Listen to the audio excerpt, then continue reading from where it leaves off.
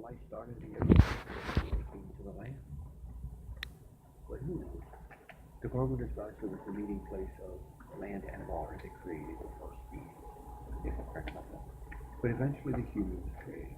I don't think it was out of the monkey. I think it was totally different monkey. If it was, why are monkeys not still evolved into humans? Yeah. Or who knows? Maybe it was. I don't know. But the fact is, in the beginning was spirit and body, but not soul. And eventually these offspring lived. And in the beginning the Bible says they lived only to fornicate. Have sex, not even marriage, just be an animal and eat and drink and enjoy. And that was the beginning of the offspring on earth. And it says that a destroyer came to the planet and it brought chaos to these offspring. And after it, eventually, the wicked of the offspring were destroyed while the better survived. So the genetics began to get better. And the thing about genetics is that it's members. So bad behavior becomes worse. Good behavior becomes better in children. And God saw that the wicked had to be destroyed, even among the offspring. So he sent the destroyer. And after the destroyer, it was the better behavior was preserved. So God kept building up the generations of the caveman, you can almost say. And eventually it reached a pinnacle that the destroyer came again. And it was at that point, right there at that point, that God sent the soul into the body. I don't know if it was one, I don't know if it was two, it could be 100. But it clearly says that the souls which had been waiting in the place of waiting were then brought down. And it was put into the finest humans. And they were given visions because it was the beginning of life on earth. Maybe it was a billion years ago, who knows? They say we've only been around 5,000 years, but they find artifacts that say we've been around 100,000. Some even a million. Cave drawings. So it's lies and they have it done on purpose. But it seems the only thing really presents a lot of truth with their agenda. But the souls were born and it lived like that for a long time. And they weren't supposed to mix with the offspring. So there was the offspring and there was the human soul. And for a long time it was like that. But one of those souls was like Abraham, the verse. It says he saw a God that his people did not recognize. Call is not called like hey you, but C-U-L. Called. That means to pick the finest. If I'm going to go call a batch of grapes, I'm going to go pick the finest grapes. That's what I mean by call. And that's what God says about Abraham too. God repeats the same thing throughout history. Over and over, he'll call. He really is really personal. He's calling them out. C-U-L-L. Call. That means picking the finest. But God always holds back those to be born at the right time. Because he's choosing them for the people. Yeah. And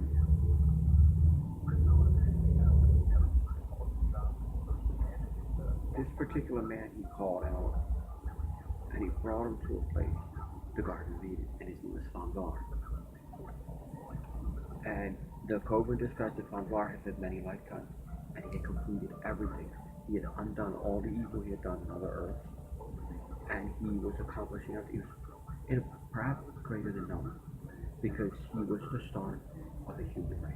He was Adam's grandfather. The Bible starts with Adam and Eve. The Cobra says it goes with the start. It's Fanvar. And Fanvar was different because he was willing to follow God through everything. He had one destiny to fulfill, and that was to begin mankind with a righteous soul. And so there was the Yasmin, and then there was the human with the soul, and then there was Fanvar. Fanvar was not allowed to even mate with the Yasmin, and if his descendants chose to marry, they had to choose the finest of the human race for souls. But eventually, when they were a race themselves, they were to avoid other humans for souls, and it was just to be the race of Fanvar. And so Fanvar traveled to the Garden of Eden, where Adam was, and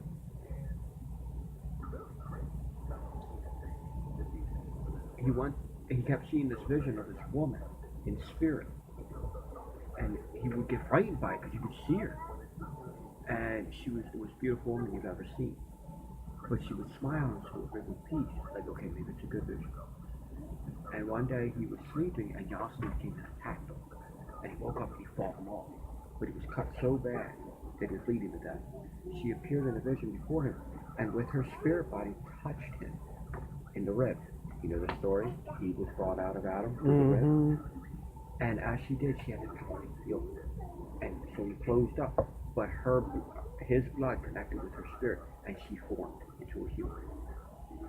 But she was unlike any other female that had ever existed like that because she was pure female. So she was not born of a father. So there was no male blood in her at all. And so her daughters were the most beautiful females that had ever lived. And all the human races descended from her and men. And they had children, and eventually a guy named Dadam, and the word dad, was born out of it. And also he married a woman called Eve, but in the Bible they call her Maeve. You know, dad and Ma. And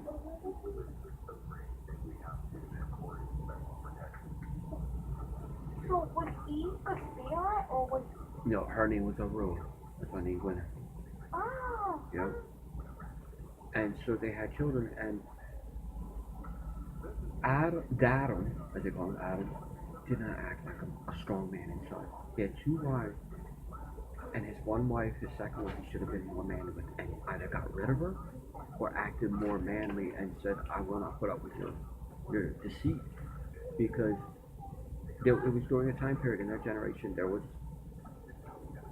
great descendants of Banvar and Arua. And they thought the best thing they could do is to teach the Yastins about God. But that's like teaching parents. But it's even worse because they're supposed to have souls. Yastins don't. It's a spirit. And this woman, she was a complete creature. But she was forced in that regard, things she could teach them. And there was this there were Yastins and they had tribal leaders, and there was a young man, very young man, who would go and he would listen attentively to what this woman would say. And sometimes he would dilly-dally in the woods, and Eve, Adam's second wife, saw him, and for a long time she was just turned off by him because he was a Yassin. But he began to get a higher age and stronger, and she was turned on by his body.